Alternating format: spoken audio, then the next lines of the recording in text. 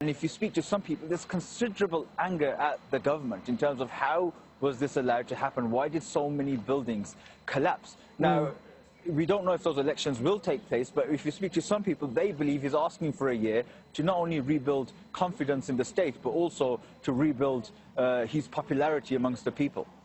Okay, Asad Beg joining us there from Gaziantep, who felt the 6.4 earthquake that shook the area just within the last hour. Let's speak now to Zaina Hodder, because she's joining us from Beirut. That's another area where this earthquake was felt. Zaina, first of all, just tell us what you experienced there in the capital of Lebanon.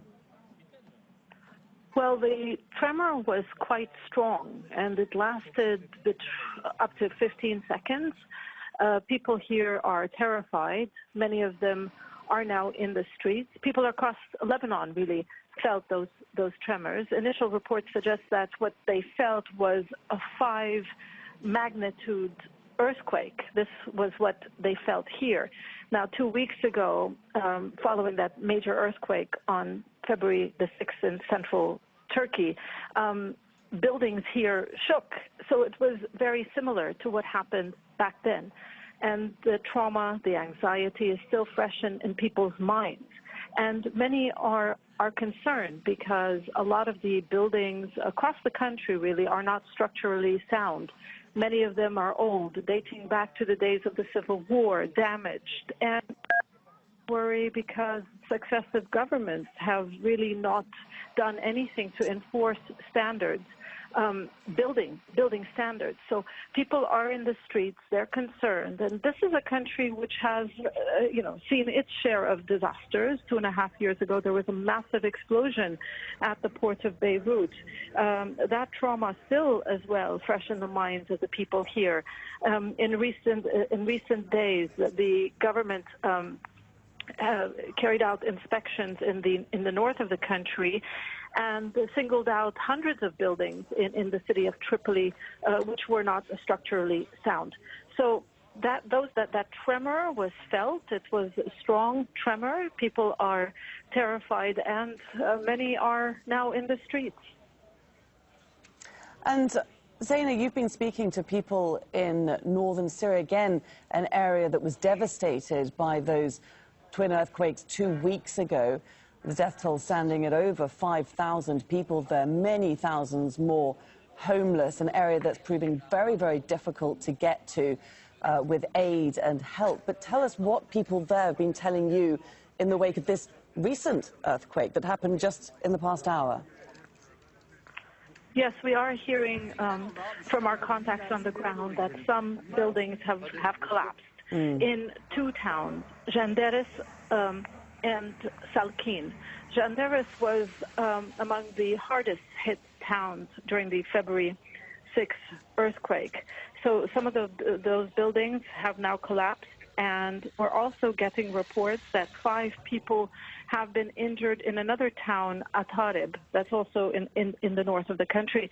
A very vulnerable region. Many of the buildings were damaged during the course of the 12-year war, not structurally sound, and even very poor building standards. So the majority of the people are now living in tents, no doubt. They left those buildings that were damaged. But this is going to create even more fear and anxiety to a population which is just struggling to survive. 4 million people live in this corner of Syria. It's controlled by the opposition. 2 million cannot survive without aid, and that was before the February 6th earthquake. Aid has begun to arrive, but there has been no really coordinated international response, unlike in government-controlled areas. You talk to doctors in hospitals, and they tell you that we are overwhelmed. We cannot treat the injured. We have many crush injuries, which means we need to provide kidney dialysis sessions to more patients because crush injuries could have fatal consequences, yet they don't have the necessary equipment to do so. They're talking about bandages. They lack bandages. They lack doctors. So there's an emergency in hospital. There's an emergency in tent cities where, you know, people have lost their livelihoods. 10,000 people in all of Syria were injured, 8,000, a little bit over 8,000 in the opposition-controlled north. So all these people need treatment, need care. So now with this new tremor, new earthquake, more buildings collapsing, more injuries, this is just going to cause more suffering to a people who have been used to years of death, destruction, and displacement.